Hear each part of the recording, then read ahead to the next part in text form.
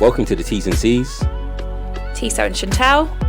Also known as the Terms and Conditions. This is a trigger warning to let you guys know that this episode at times contains conversations and sensitive material that people might find difficult to listen to. Welcome to another week of Surviving Society's The Reflection. This is a special alternative to Women's Hour reflection, and I'm really buzzing to be joined by Ez of the Echo Chamber podcast, who, if you are a listener to the podcast, you know she's not only podcast alumni, she's also an absolute star and someone that we rate highly.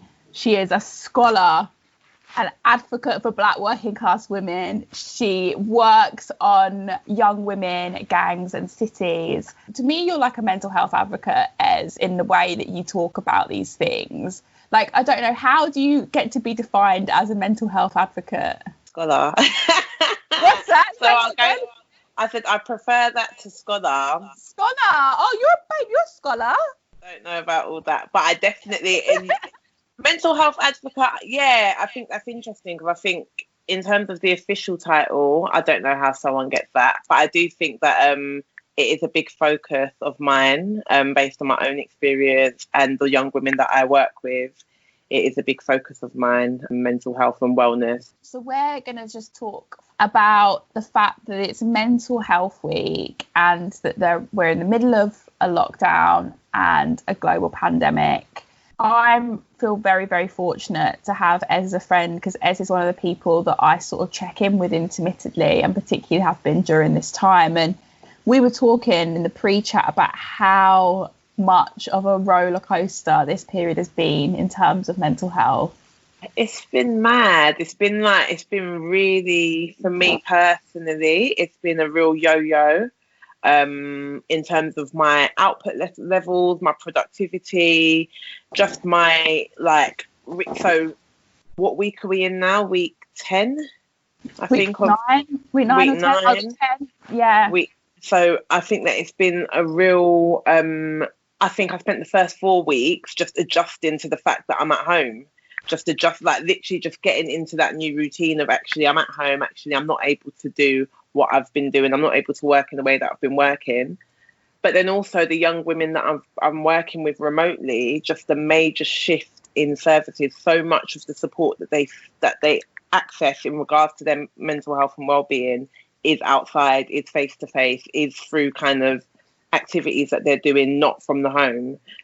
So I think I'm hyper aware. And then as a student as well, deadlines, I'm just hyper aware of just a major shift in where I've had to be inside myself in order to deal with all of those changes. And I can only think about what that's like for everybody else. Like, I was talking to my partner about this last night, about how you sort of begin to get into a space of this is shit. And then you're quickly like, but it's so much worse for so many other people. Like, these sorts of things, like the lockdown, it does affect everyone. But as we've been saying on the podcast, it is not at all evenly felt. Like, thinking about the young women that you work with, thinking about students in particular that are in precarious living conditions, just thinking about people that are in our immediate world, like, I can't think about it too much because it makes me want to cry. Like, I feel even emotional now talk about it, because people are in such precarious and often abusive, difficult situations, and not having the freedom to leave the home or leave your area is just, I don't have the words to begin to explain how difficult that must be or is at the moment, particularly people on the margins. I think actually so much of, in my life, so much of what I access to support me are healthy distractions from myself, from my mind. I think I advocate for, yes, it's important to be with ourselves, mindfulness, all of that. The healthy distractions have kept me sane and kept me going. When you're stuck in your four walls, and again, like you said, for me, it's my council flat with my mother, who also has her own mental health needs. So when I'm being stuck in a situation like that, and then thinking about so many people that are in similar situations and worse situations to me, I can only imagine. And then again, mental health services being so stretched, it's challenging. Thinking about young women in particular, thinking about that age between sort of like 15 and 25, basically. And I was saying to you that I feel like the Echo Chamber podcast is such a good resource for women to feel like they can be vulnerable and to feel like they can talk about things that have been either frowned upon, or they don't feel like they've had the space to do it, or the capacity in themselves to think of sexual health, sexual violence, thinking about gender politics, thinking about sexism, thinking about patriarchy, like all these different things that you and Jade cover on the podcast. And it made me think about, in particular, I've been thinking about these people that don't have the tools to talk about those things that you guys talk about during the lockdown. So thinking about myself, for example, like I grew up in a very abusive household, and if I'd had like the mental health resources, and I feel like your podcast is a mental health resource, just with me talking through what was happening in my life, how much easier that would have made things for me, or not easier, but it would have just given me some visibility on issues that I was experiencing. There are so many that are sort of our age that are sort of reconciling and recovering. I know you talk about this a lot, and I just wish that there was more ways that we could access those sort of childhood versions of ourselves that are at home, that are in difficult homes, that are in difficult situations. These are women. I've been Jade and I speak about this often. I think that the conversations that we have were very much birthed out of crisis. So we had to reach crisis to seek to understand ourselves and what the hell is going on. Like what is going on? Why am I struggling? What's happening here? We started having those conversations. From those conversations, it resonated with people. And when I think about the younger women that I work with, or younger women just in my life in general, I think that it's really important that they have access to that level of vulnerability, or they see older women. So something I didn't see, I think a multitude of reasons why, but something I didn't see much of was older Black women that looked like me, that spoke like me, that had the same background as me, being vulnerable, talking about the struggles, talking about actually some days I can't get out of bed. Some days, yes, I'm out doing kind of Superwoman chronicles, but then some days actually I don't feel able to, or I didn't see that growing up. And I think that if I had seen it growing up, more of it, particularly the idea of, as dark-skinned Black woman, the idea of someone that looks like me not always being strong, it wasn't conceivable in my mind growing up. And I'm glad whenever I hear that younger women are listening to us and being able to draw something from it, I'm glad. But even with that said, I think for us it's cathartic. We're literally working through all of the issues that we have and having conversations about it. So powerful. And just listening to you talk, then it makes me think about, obviously, like on your podcast, on this podcast, we talk about the shortcomings in society, and we talk about how these shortcomings have economic, social and cultural impacts on Black communities, people of colour, working class people. Like that's what we all like spend a lot of time talking about. When hearing you talk reminds me that we do have to celebrate some of the milestones that we have in terms of representation. So like you're a contributor to Black Ballads, for example, and you and Jada, and like that platform is just absolutely, it's just so brilliant. And just again, like another thing that I wish I'd had. And talking from your experience there, Ez, like having an outlet or various outlets, like not just Black Ballad, even thinking about Instagram, Twitter to an extent, having like dark-skinned Black women talk about vulnerabilities, talk about not being strong, being able to be human, or whatever that category means with regards to Blackness. Thinking about various injustices that we spend a lot of time talking about, but I'm also this mental health week thinking about how things have changed, not enough, and representation isn't enough, as we know, but we have to sort of take those wins, as Angela Davis reminds us. What are those wins? What are those wins that we can see in our lives? Yeah, Jade wrote a newsletter for Black Ballads a couple of weeks ago, and she was talking about DIY culture. Yes. Off the back of Yusuf's talk at Stuart Hall Foundation some months back. Anyone that listens to the pod will know that I am probably the more cynical. I'm probably sit on the more cynical side of the fence when it comes to progress and that conversation. However, when I think about how much innovation, how much creativity, how much we are doing for ourselves in this very kind of niche working class black environment, and not just black actually, but like I feel like when I think about everything that we have created, all of the resources that we have created, that even though they didn't exist, they weren't, like mainstream services weren't tailored to us. So I think there are so many different avenues that we have said, actually, this is our way of expressing, B, connecting and providing support for each other. I've been thinking a lot about that during this time period, even like podcasting, articles. I've got access to so many things that support me to see myself, and in seeing myself support me to manage my mental health. Things have shifted. As cynical as I might be and as kind of critical as I might be, things definitely have shifted. Right, that's enough progress talk now. Let's bring on the critic. No, I'm only joking. No, I hear you. And I think you just articulated what I was trying to say much, much better as per your very, very succinct speaker. You speak very succinctly, Ez. That's one of the reasons why I think you're amazing and clear. One of the things that I was really keen to get your take on, and I guess it might be one of the reasons why I sort of disengage from weeks like Mental Health Week. And I mean, like we did a podcast together about like Black History Month. Like I feel like we're in agreement that we don't really like these tokenistic things. Well, we see them as tokenistic basically. And I was trying to figure out what it is about Mental Health Week that I find difficult. And I was recently reading Imogen Tyler's Ez Chigbo, The Machinery of Inequality.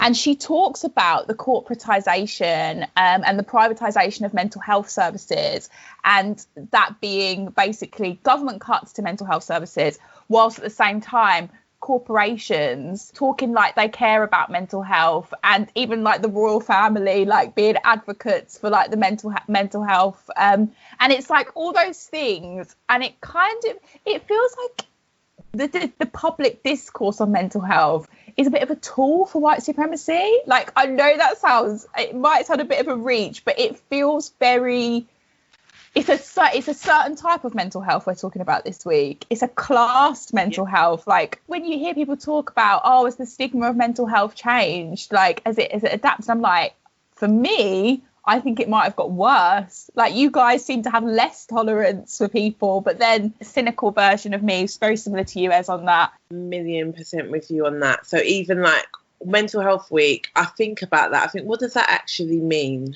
for me? Like, for me, in my context, I think about the mandem that I've grown up around that battle with various different mental health issues. I think, do they even know it's Mental Health Week? Do they even care if it's Mental Health Week? I think about the fact that weeks like this, they have no material benefit to people like me, in my view. They don't, even in terms of like solidarity or like being seen or being recognised, or your issues being recognised. I personally, as someone that has got my own struggles with mental health, and people in my family similarly, I personally don't see myself. I know that I even exist in a very like specific place. So I'm lucky and fortunate enough to have a level of exposure to kind of resources or articles or whatever it is that are coming out to support people this week.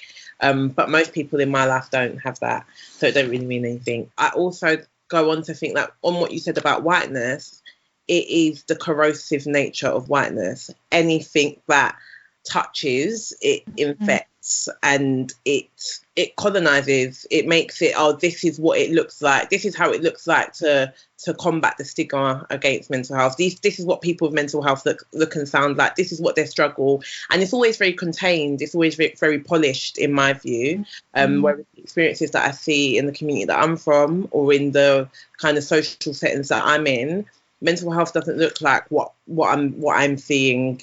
Hashtag mental health on Twitter at the moment. Just listening to you talk, as I agree. Yeah, God, white supremacy and mental health as a form of colonizing. Like that's another podcast we have to do on that. That's brilliant. It's making me think about you talking about different communities and different ways of managing and negotiating mental health, and it's making me think about the class dynamics.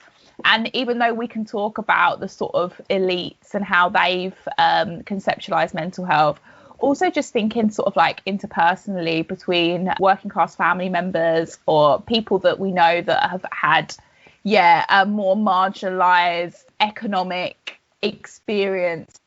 I wanted to talk to you about how much space do working class people have to talk about mental health, and does that lack of space mean that it becomes more stigmatized because there are other things to focus on, there are other emergencies? And I think you guys have spoken so eloquently about this on the podcast. Like, the class dynamics of mental health mean that, as you say, the issue at hand, the issue of having mental health issues, doesn't get tackled until it's too late. Yeah, because I'm just thinking, I get really angry, I'll be honest. I get really angry thinking about, so I am 27. I don't know if I have shared this on Echo Chamber or anywhere, but I am in the process of getting a mental health diagnosis. What is most likely, what it's looking like, is it will be some form of personality disorder. Borderline personality disorder is the likely diagnosis that I'm going to be given.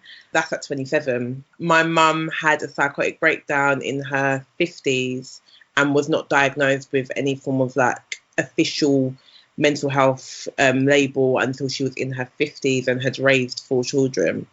And all of the implications that come with that. And I feel that it makes me very angry engaging with all of the symptoms were there, all of the trauma, it's all been there. But I think that there is just a way that in schools, in colleges, in every institution that I've engaged with throughout my life, there is an expectation of how someone is treated, how you label someone like having issues, having mental health issues, or being difficult.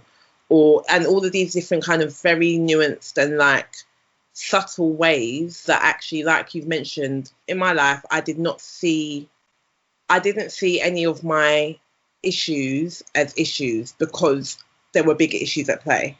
Yeah. So actually the internal workings, what was happening with my mind, what was happening with my emotional regulation or lack thereof, all of that stuff doesn't really matter because there are bigger things at play there. And in not just in my family, but I feel like in people around me, when there's not gas or electric, when there's not balanced meals on the table, when there are like your basic human needs are not being met, your well-being is not the forefront. And understanding the relationship between those two things. So understanding actually how not having these things in place, not having my basic human needs impacts my mental health.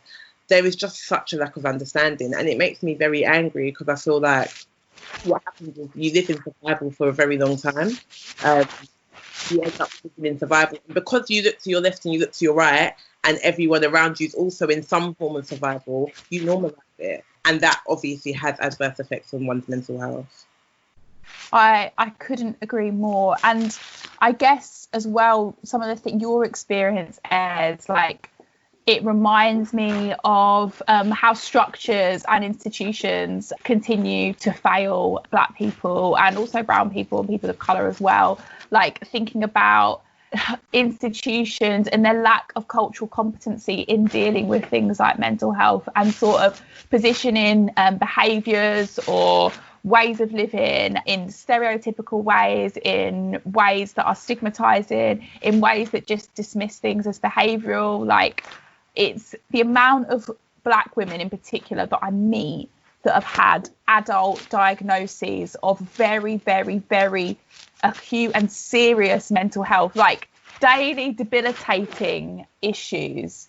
Like, it's just unacceptable. And I know there are people working to stop this delay in diagnosis, but it's just not enough. Like, I literally come across Black women especially all the time that get these late diagnoses. I was really lucky that I got, but only because I had a severe breakdown, that when I was 16, 17, that I got diagnosis of manic depression.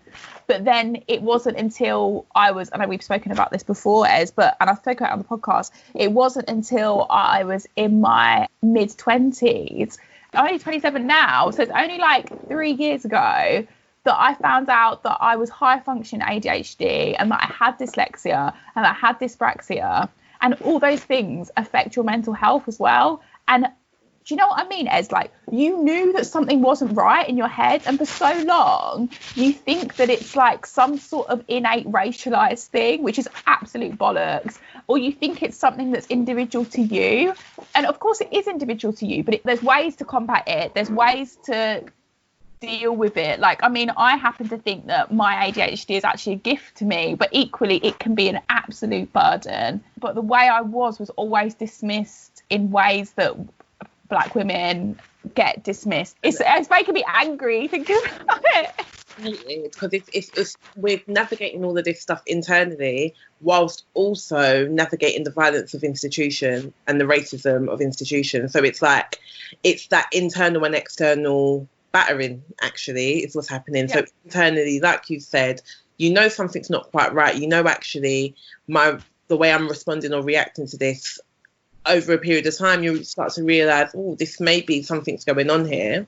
So there's that going on, and figuring that out and learning how to regulate that, learning how to self-soothe in healthy ways. There's all of that that's going on. But then there's also, whilst you're doing that, you're in the institutions that you're engaging with are also, there's another version of violence, or there's another version of like squeezing us, essentially. Yeah. And even the institutions that we go to get that support. So even in terms of like the NHS and the way that I know that myself and so many other Black women have been dealt with through the NHS when it comes to mental health services, they're not fit for purpose for people that look and sound and act like me. Generally speaking, I have to acknowledge that there has been progress, and I have to acknowledge that, like I said, I'm 27, in the process of getting the diagnosis. My mum got to 50 plus before she was even considered to have sorts of needs. So there has been progress. I don't want to say that there hasn't been, but it's really understanding what that means for people like me every single day. So what does this mean every single day, in everything that I do, in every human being that I encounter, in my interpersonal relationships, in my professional relationships, in the things that I do in my life? How does this thing manifest, and how is it being accommodated for by the world or the society that I live in? And as we see, it's not being accommodated for. As we see currently, when it comes to my version of mental health and people that look and sound like me, that it's not being accommodated for, in my view. Oh, sorry, listeners. It was always going to be a difficult one. Hopefully this has reached someone that maybe needed to hear this kind of analysis during Mental Health Week. Thank you so much, Ez, for your brilliant articulations on this, as per. You will hear from us again next week. Thank you so much, guys. Thanks for listening, guys. Bye.